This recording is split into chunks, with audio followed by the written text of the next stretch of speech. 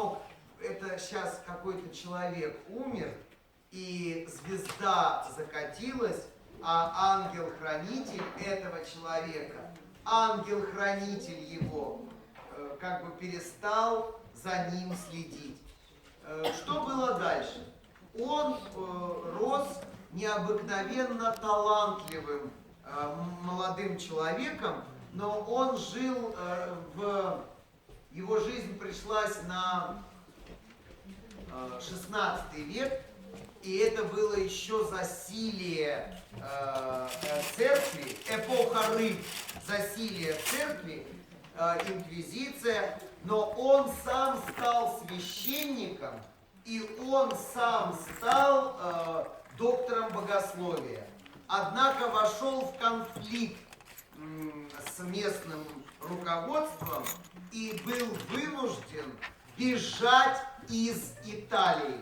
Сейчас на примере Джордано Бруно мы с вами обсудим один аспект, который может переломать жизнь каждого человека. Поднимите руку. У кого есть квадрат Солнца и Сатурна? Вот. Вот. 3 руки. Человека и системы. Он вошел в конфликт не с отдельной личностью, а с целой системой под названием Римско-католическая церковь. А система эта была, ну и сейчас такая же, система эта была очень жесткая. Он должен был отправиться на суд инквизиции еще в 24 года. Но он этого, разумеется, не хотел. И выход был один. Бежать. Бежать из Италии в другие европейские страны. Бежать, чтобы не оказаться под судом инквизиции. Потому что он сам из их системы, вы поняли, что он из своих? И он прекрасно знал, как проходят эти суды и что это собой представляет. А он бежал из Италии, перебрался повыше, севернее, и 20 лет он скитался по европейским странам.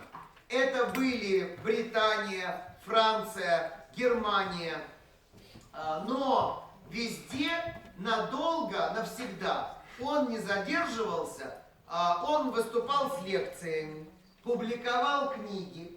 Почему за ним гонялась инквизиция? Не потому, что он составлял гороскопы, они все их составляли. Астрология не была под запретом. Претензии были за другое. Претензии были за то, что Джордано Бруно утверждал, что во Вселенной множество миров, и что тот земной мир, где мы вот это вот копошимся, не единственный и далеко не лучший, потому что серафимы сюда прилетают редко. Только к тем, у кого цветок жизни. И кто вспоминает о них. Коллеги, на самом деле он утверждал запретные вещи. Церковь, нельзя этого говорить. Церковь учила, что мир один, вот где люди живут.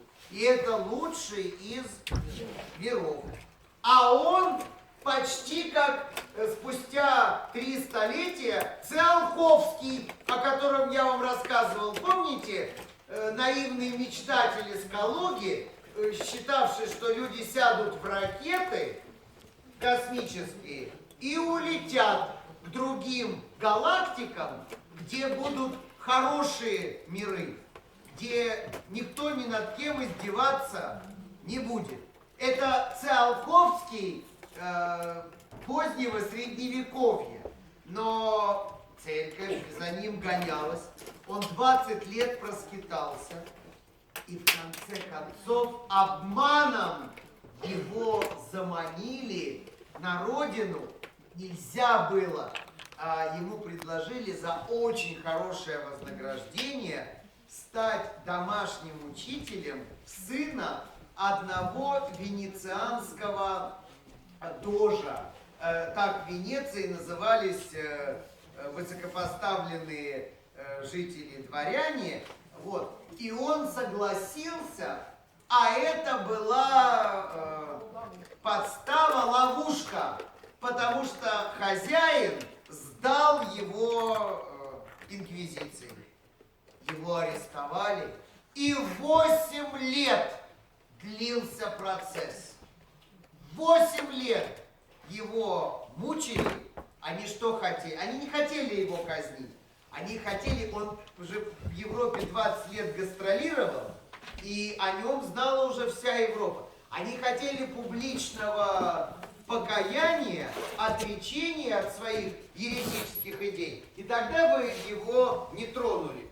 Но он был непреклонен и шел, сейчас мы поймем, 3 недели назад мы эту тему изучали, у человека светило в 8-м доме в квадрате к злой планете. Это что? Черным по белому прописана насильственная смерть. Солнце в 8-м доме в квадрате к Сатурну.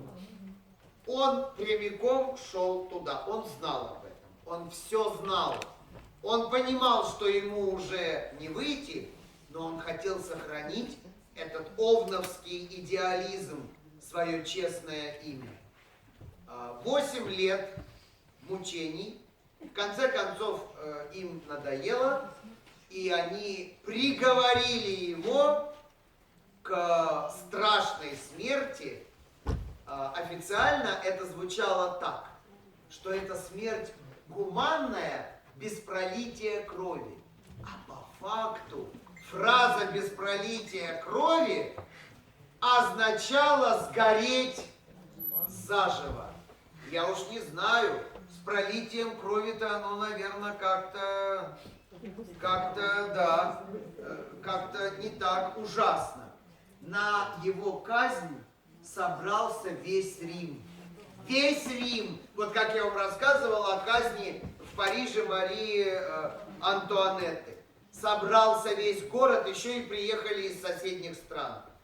Целое зрелище. Накануне казни он написал стихотворение. Мне подарили это стихотворение. Я читал его, и даже помогли перевести на русский язык. И он, это большое стихотворение, он написал вот в последний день своей жизни, и там были такие строчки, что я не боюсь того, что будет со мной завтра.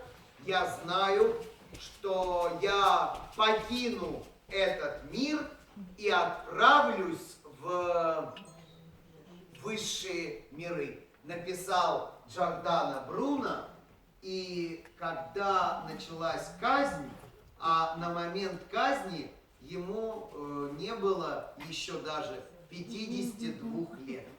Не было 52 лет. В городе на центральной площади Рима, эта площадь есть и сейчас, она называется Площадь цветов. И кто был на казни, я читал и их воспоминания. Его, так сказать, в каком-то смысле коллеги, сочувствующие люди. Не все же чернолунники, не все же злорадствуют. Как помните, в Париже семечки они лузгали, глядя, как королеве. Это на такие вещи только чернолунники могут смотреть и кушать при этом. А не чернолунники, не то что кушать, они хотят закрыть глаза и лицо, чтобы вот этого вот кошмара не видеть. Да. У чернолунников аппетит хороший, они поэтому, да, аппетиту это не мешает. Так вот, сочувствующие, они говорили, а ведь он сам был как цветок. Он сам был, он был такой очень весь такого миниатюрного телосложения, и хотя возраст уже был не маленький, с одной стороны, особенно по тем векам. Но он сумел сохранить юношескую такую какую-то видимость и сам был как цветок. Смотрели на эту казнь и досмотрели эту картину до конца. Досмотрели эту картину до конца, даже не хотели расходиться. Сейчас там стоит памятник, но лично мне он не нравится, он какой-то там кургузый, тяжелый на этом памятнике, совершенно не похожий на себя, но хотя бы памятник поставили на том месте, где когда-то происходила казнь. Будете в Риме, обязательно сходите на площадь Цветов и обязательно поклонитесь этому месту и этому человеку.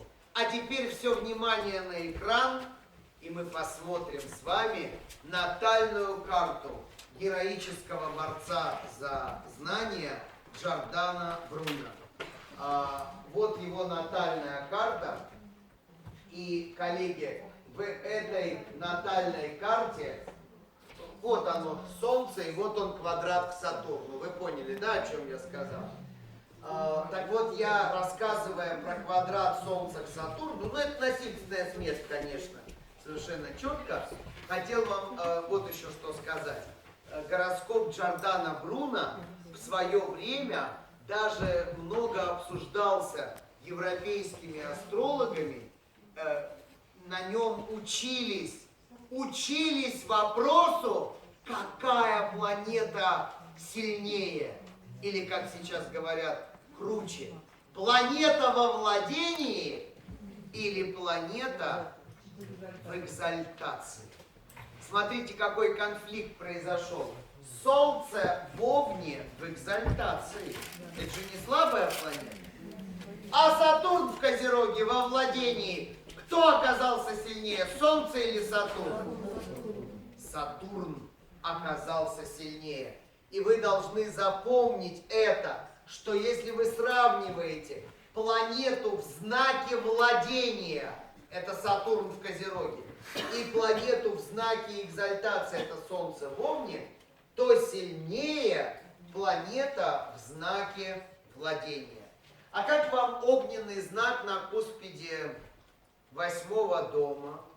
Он говорит о чем? Мы эту тему в сентябре изучали. У кого-то опасность от огня, было дело? У кого-то от воды, у кого-то от земли, у кого-то от воздуха. Огонь на куспиде 8-го дома притягивал эту казнь. Казнь путем сожжения. Ну, Овен в 8-м доме и Солнце на куспиде 8-го дома. Страшная картина. А теперь включаем белую луну. Белая луна – это и есть наш ангел-хранитель. Вот у нас есть просто луна. Просто луна – это мама. Мама тоже, по идее, наш ангел-хранитель, но мама-то не ангел. Иногда далеко не. Она земная женщина, мама. Страстям подвержена, страстям подверженная. Может и чернолунницей оказаться. Может? Запросто. А ангел-хранитель – это именно ангел. Это уже не мама и не жена, и вообще это не человек, это ангельское существо более высокого порядка. Вы открываете каталог фиктивных планет. Вот она. Белая луна, она... Вот это я могу стереть? Коллеги, а вы это записали? Нет. Мы не смотрим знак зодиака. Вот по черной, наоборот, знак был важнее. Помните? Чтобы понять, в чем там чернолунник себя проявлять будет. А по белой луне важнее не знак зодиака, а дом гороскопа. И он показывает, тот дом, где стоит белая луна, показывает, в какой сфере жизни ангел-хранитель особенно сильно будет нас защищать.